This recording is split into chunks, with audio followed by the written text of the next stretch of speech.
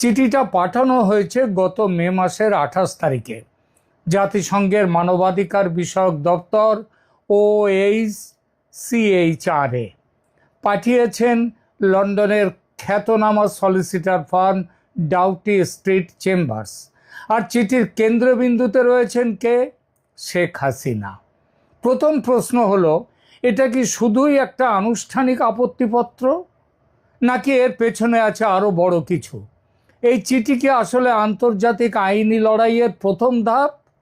এই চিঠির কি জবাব দিয়েছে জাতিসংঘের মানবাধিকার কমিশন? দিয়ে থাকলে কি জবাব দিয়েছে? আর সবচেয়ে গুরুত্বপূর্ণ প্রশ্ন, বাংলাদেশ সরকারের জন্য এর অর্থটা কি, এর মানে কি, এর উপরে কি প্রভাব? আজকের প্রতিবেদনে আমরা ঠিক সেটাই বুঝে নেব। প্রথমে একটু পুরনো কথায় আসি, চিঠিটা আসলে কি? সহজভাবে বলি, ডাউটি স্ট্রিটের চিঠিটা কোনো সাধারণ চিঠি ছিল না। এর আগে আমি আমার যে প্রতিবেদন করেছি এই বিষয়ে, সেখানে স্পষ্ট বলেছি এটা ছিল এক ধরনের আনুষ্ঠানিক আইনি আপত্তি, যার লক্ষ্য ছিল জাতিসংঘের মানবাধিকার দপ্তরের একটি রিপোর্টের নির্ভরযোগ্যতাকে চ্যালেঞ্জ করা। রিপোর্টটি কি ছিল আপনারা জানেন। গত জুলাই 24 জুলাই অভ্যুত্থানে নিহতের সংখ্যা, জাতিসংঘের এই রিপোর্টে বলা হয়েছিল বাংলাদেশের জুলাই আগস্ট আন্দোলনের সময় প্রায় 1400 জন নিহত হয়েছেন। ডাউটি স্ট্রিটের দাবি এই সংখ্যা অতিরঞ্জিত, অসঙ্গত এবং বাস্তব তথ্যের সঙ্গে মেলে না। কারণ অন্তর্বর্তী সরকার তাদের নিজস্ব অফিসিয়াল গেজেট যেটা বেরিয়েছে জানুয়ারি 2025-এ, সেখানে মৃত্যুর সংখ্যা 834 বলে উল্লেখ করেছে, অর্থাৎ জাতিসংঘের 1400-র প্রায় অর্ধেক। আবার ছাত্র নেতৃত্বাধীন বৈষম্য বিরোধী আন্দোলনের নিজস্ব হিসাবেও সংখ্যাটি 650-এর আশেপাশে বলা হয়েছে, অর্থাৎ ফারাকটা বিশাল, সামান্য নয়। ডিউটি স্ট্রিটের যুক্তি, বাংলাদেশের সরকারি হিসাব অনুযায়ী নিহতের সংখ্যা যেহেতু অনেক কম, তাই জাতিসংঘের রিপোর্টে যে মৃত্যুর সংখ্যা তুলে ধরা হয়েছে সেটি সংশোধন করা উচিত। অর্থাৎ চিঠির মূল উদ্দেশ্য ছিল একটাই, জাতিসংঘের রিপোর্টের ক্রেডিবিলিটি বা বিশ্বাসযোগ্যতাকে নিয়ে প্রশ্ন তোলা। এবার চিঠির মূল বক্তব্য কথাগুলো সংক্ষেপে বলি। ডাউটি স্ট্রিটের চিঠির কেন্দ্রীয় বক্তব্য ছিল 3টি। প্রথমত, মৃত্যুর সংখ্যা সঠিক নয়। তাদের মতে UN রিপোর্টে যে সংখ্যা দেয়া হয়েছে সেটি প্রকৃত পরিস্থিতি প্রতিফলিত করে না। দ্বিতীয়ত, রিপোর্টটি সংশোধন বা প্রত্যাহার করা উচিত, অর্থাৎ শুধু আপত্তি জানানো নয়, তারা আনুষ্ঠানিকভাবে রিপোর্ট পরিবর্তনের দাবি তুলেছে। তৃতীয়ত, শেখ হাসিনার বিরুদ্ধে তৈরি হওয়া আন্তর্জাতিক ন্যারেটিভের বিরুদ্ধে একটা বড়সড় প্রতিরোধ গড়ে তোলা। অর্থাৎ এই চিঠির লক্ষ্য শুধু একটি সংখ্যার বিতর্ক নয়, এর পেছনে রয়েছে বড় রাজনৈতিক আইনি লড়াই। আর এই জায়গাটাই সবচেয়ে গুরুত্বপূর্ণ, কারণ সংখ্যার বিতর্কের ভেতরে আসলে আছে একটি বৃহৎ প্রশ্ন। প্রশ্নটা হলো, বাংলাদেশের জুলাই আন্দোলনের ঘটনাগুলো আন্তর্জাতিক মহলে কিভাবে বিবেচিত হবে, এবং সেই বিবেচনার ওপরেই ভবিষ্যৎ আইনগত, কূটনৈতিক, এমনকি হাসিনার প্রত্যর্পণ সংক্রান্ত অবস্থানও প্রভাবিত হবে। এটা কি লিগ্যাল নোটিশ? আইনগতভাবে বললে এটাকে সরাসরি আদালতের ভাষায় লিগ্যাল নোটিশ বলা একটু জটিল, কারণ এটা কোনো মামলা শুরুর প্রচলিত নোটিশ নয়। এটা ছিল জাতিসংঘকে দেয়া একটা ফর্ম্যাল লিগ্যাল রিপ্রেজেন্টেশন, অর্থাৎ আইনজীবীর মাধ্যমে পাঠানো আনুষ্ঠানিক দাবি ও আপত্তিপত্র।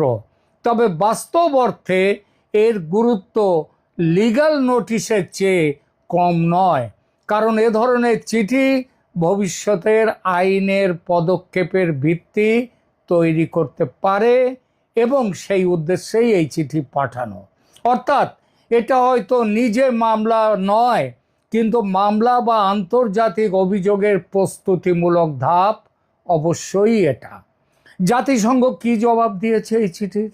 এখানে আসে একটা গুরুত্বপূর্ণ মোড়। জাতিসংঘের পক্ষ থেকে সরাসরি এই চিঠির আলাদা কোনো আনুষ্ঠানিক জবাব দেয়া হয়নি, কিন্তু জাতিসংঘের মহাসচিবের যিনি মুখপাত্র স্টেফান ডুজারিক, সেই স্টেফান ডুজারিক গত 1 জুন এক সাংবাদিক সম্মেলনে, 1 জুন এই মাসেই, এক সাংবাদিকের প্রশ্নের উত্তরে স্পষ্ট করে বলেছেন মানবাধিকার দপ্তরের রিপোর্ট নিয়ে তাদের সন্দেহ করার কারণ নেই। অর্থাৎ পরোক্ষভাবে হলেও জাতিসংঘ বলল তারা রিপোর্টের ওপর আস্থা রাখছে এবং শেখ হাসিনার পক্ষ থেকে তোলা আপত্তির ভিত্তিতে তারা রিপোর্ট বদলানোর মতো কোনো কারণ দেখছে না। আর রাজনৈতিক ভাষায় বললে জাতিসংঘ ডাউটি স্ট্রিটের আপত্তি গ্রহণ করেনি। কেন এই চিঠি তাহলে এত গুরুত্বপূর্ণ? কারণ এর প্রভাব শুধু একটি রিপোর্টে সীমাবদ্ধ নয়। জাতিসংঘের রিপোর্ট যদি প্রতিষ্ঠিত হয় তাহলে ভবিষ্যতে তা কয়েকটি ক্ষেত্রে ব্যবহৃত হতে পারে শেখ হাসিনার বিরুদ্ধে। শেখ হাসিনার বিরুদ্ধে আন্তর্জাতিক জনমত গঠন হবে, বাংলাদেশের বিচার ব্যবস্থার ওপর চাপ তৈরি হবে, এবং সেই চাপ তো তৈরি হয়েছে, কারণ মূলত জাতিসংঘের এই রিপোর্টের ভিত্তিতেই শেখ হাসিনার বিচার হয়েছে এবং বিচারে তার মৃত্যুদণ্ড দেওয়া হয়েছে। তারপর ভারতের কাছে প্রত্যর্পণ বা কূটনৈতিক আলোচনায়ও এর একটা গুরুত্ব থাকবে। মানবাধিকার সংগঠনগুলোর অবস্থান নির্ধারণ করতেও এই রিপোর্টের গুরুত্ব এসে যাবে। আর যদি ওই রিপোর্টের বিশ্বাসযোগ্যতা প্রশ্নবিদ্ধ করা যায় তাহলে উল্টোভাবে শেখ হাসিনার পক্ষে একটা বড় আইনি রাজনৈতিক সুবিধা তৈরি হতে পারে, যেমন বর্তমানের পক্ষে তেমন ভবিষ্যতের পক্ষেও। সেজন্যই ডাউটি স্ট্রিটের এই চিঠিটা নিছক প্রতীকী নয়, এটা শেখ হাসিনার পক্ষে একটা বিরাট আন্তর্জাতিক স্ট্র্যাটেজিক মুভ। এরপর তাহলে কি হবে? জাতিসংঘ তো সরাসরি উত্তর দেয়নি। এখন প্রশ্ন তাহলে দাঁড়ায়, ডাউটি স্ট্রিটের পরবর্তী পদক্ষেপ কি হতে চলেছে? আমাদের কাছে কিছু খবর আছে, তবে সেই খবরের সবগুলোই এখনো সম্ভাবনার স্তরে, এখনো পাকাপাকিভাবে ঠিক হয়নি। এখানে কয়েকটি সম্ভাবনা আছে। প্রথম সম্ভাবনা জাতিসংঘের অন্য কাঠামোতে যাওয়া, মানে OHCHR এর কাছ থেকে সরাসরি জবাব যখন পাওয়া গেল না, তখন UN স্পেশাল র্যাপোর্টিয়ার্স সেখানে যাওয়া যায়। বিশেষ করে ন্যায্য বিচার, মানবাধিকার, অনুপস্থিতিতে বিচার বা মৃত্যুদণ্ড সংক্রান্ত বিশেষ র্যাপোর্টিয়ারদের কাছে অভিযোগ ইতিপূর্বেও তোলা হয়েছে, এখনও তোলা সম্ভব। এতে জাতিসংঘের ভেতরে একটা নতুন চাপ তৈরি হবে। দ্বিতীয় সম্ভাবনা, আন্তর্জাতিক মানবাধিকার কমিটিতে আবেদন করা যায়, এবং সেই সম্ভাবনাও রয়েছে। তারা যদি যুক্তি দাঁড় করাতে পারে যে শেখ হাসিনার ন্যায্য বিচার হয়নি, এবং তার প্রমাণ, একটা বড় প্রমাণ তো হিউম্যান রাইটসের, এই যে OHCHR এর, তাদেরই এই রিপোর্ট, এবং তারা যদি এটা যুক্তিটা দাঁড় করাতে পারে তবে UN হিউম্যান রাইটস কমিটির মতো ফোরামে অভিযোগ তোলা হতে পারে। এখানে প্রধান দাবি হতে পারে ন্যায্য বিচার হয়নি, হাসিনার অধিকার ক্ষুণ্ণ হয়েছে, তার ন্যায্য বিচার পাওয়ার অধিকার ক্ষুণ্ণ হয়েছে, আর মৃত্যুদণ্ডের ঝুঁকি তার রাজনৈতিক প্রভাবের মধ্যে পড়ে গেছে। আর তৃতীয় সম্ভাবনাটা হলো ব্রিটিশ বা ইউরোপীয় কূটনৈতিক চাপ। এই ব্যাপারটার জন্যেই এখন চেষ্টা চলছে।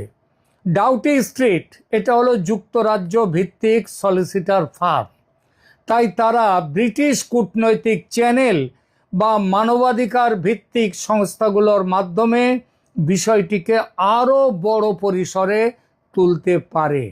এখানে এই বড় পরিসর বলতে কি, ইন্টারন্যাশনাল কোর্ট অফ জাস্টিসও আছে।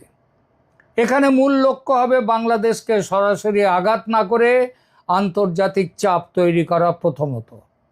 আর চতুর্থ সম্ভাবনাটা কি, সংযুক্ত মানবাধিকার অভিযান, amnesty international, human rights watch বা অন্যান্য আন্তর্জাতিক সংগঠনের সঙ্গে যুক্ত হয়ে একটি বৃহত্তর ক্যাম্পেইন বিল্ড করা যায় শেখ হাসিনার পক্ষে এবং এই ধরনের বিচার এই জাতিসংঘের এই রিপোর্টের বিরুদ্ধে।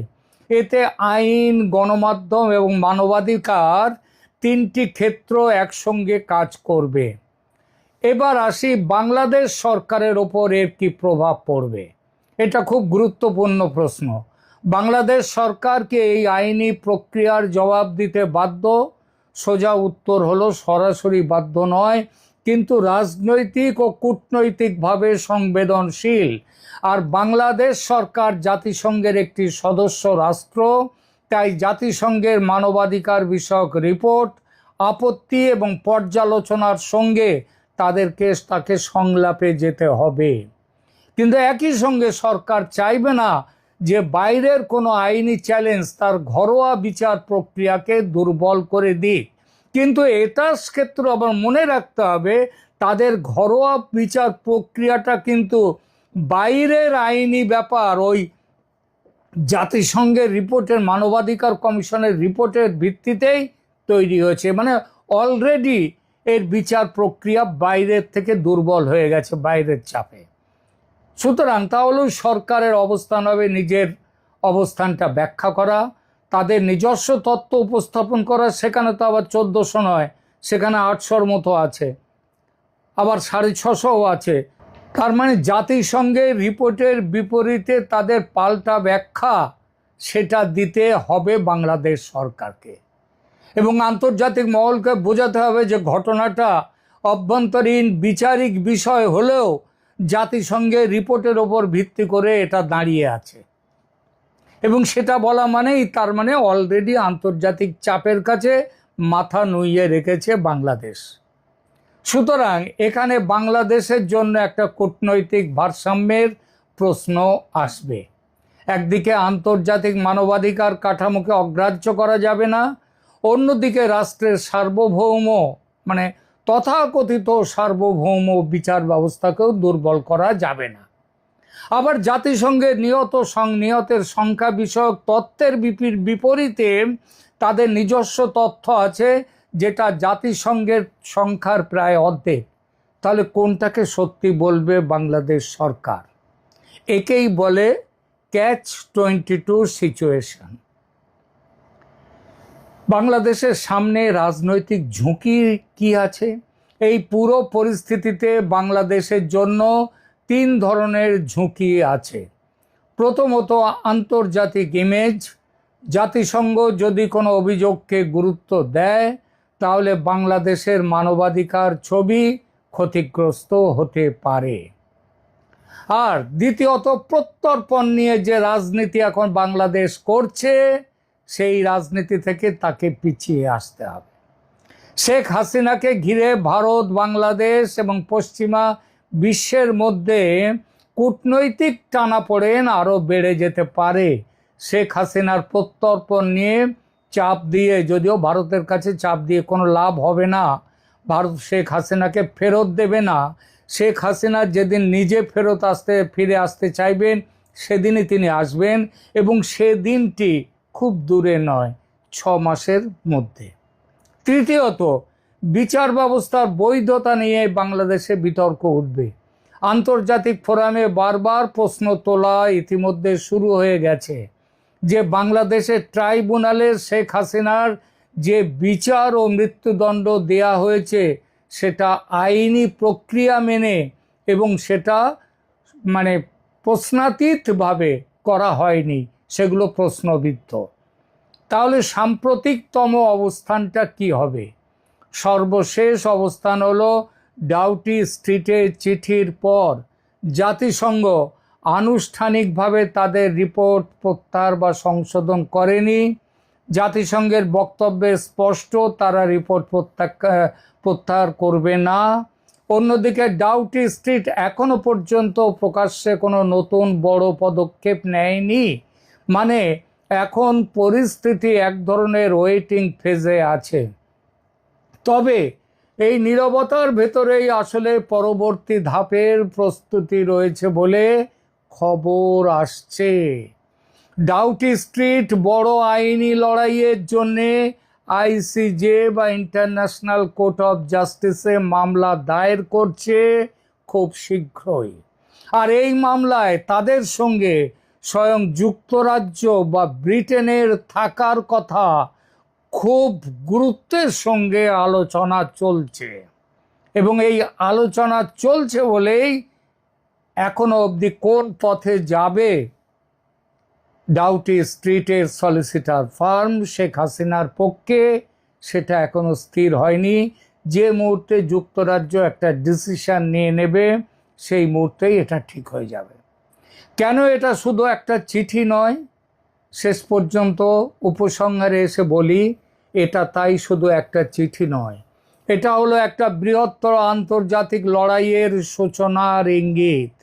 একদিকে আছে জাতিসংঘের মন গড়া রিপোর্ট, অন্যদিকে আছে শেখ হাসিনার পক্ষের আইনজীবী দল, আর মাঝখানে আছে বাংলাদেশ রাষ্ট্রের বিচারিক ও কূটনৈতিক ভঙ্গুর অবস্থান।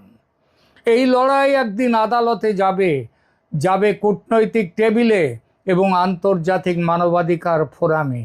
সেদিন শেখ হাসিনার পতনের পেছনে আন্তর্জাতিক যে ষড়যন্ত্র, যার সঙ্গে স্বয়ং জাতিসংঘের যুক্ত থাকার কথা উঠেছে, সেটাও প্রমাণিত হবে। ভলকার তুর্ক কেন সেনাপ্রধান ওয়াকারুজ্জামানকে ফোনে ভয় দেখিয়েছিলেন যে শান্তি মিশন থেকে বাংলাদেশের সেনা তুলে নিয়ে ফেরত পাঠানো হবে যদি সেই শেখ হাসিনার পক্ষে নয়, যদি গণ আন্দোলন দমন করতে সামরিক বাহিনী গুলি চালায়, পথে নামে। এই তত্ত্ব এটা কেন ফোন করে ভয়টা দেখিয়েছিলেন সেই প্রমাণটাও তখন বেরিয়ে আসবে, এবং প্রমাণ হবে যে আন্তর্জাতিক ষড়যন্ত্রের বলি হয়েছেন শেখ হাসিনা। এটা কোনো স্বতঃস্ফূর্ত গণ অভ্যুত্থান নয়। আর সেটা হলে শেখ হাসিনার দেশে প্রত্যাবর্তন হবে রাজকীয়। প্রধানমন্ত্রীত্বের আসনে তার দাবি পাকা হবে, হয়তো 6 মাস, 7 মাস, 10 মাস, তার মধ্যেই নতুন করে নির্বাচন করতে হবে বাংলাদেশে।